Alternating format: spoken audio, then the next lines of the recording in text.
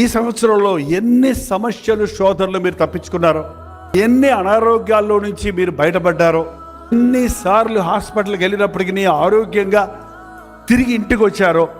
Hospital కాదు స్వస్థపరిచేది, doctor కాదు మనల్ని స్వస్థపరిచేది. Doctor treats, God heals. Doctor cuts, God కుట్లు కొడతాడండి, కోసేస్తాడు మనల్ని. మీరు కనుక మీకు ఆపరేషన్ చేసేటప్పుడు చూశారంటే ఇక మీరు గోల గోల చేస్తారు. కోసేస్తాడో అంటారనమాట.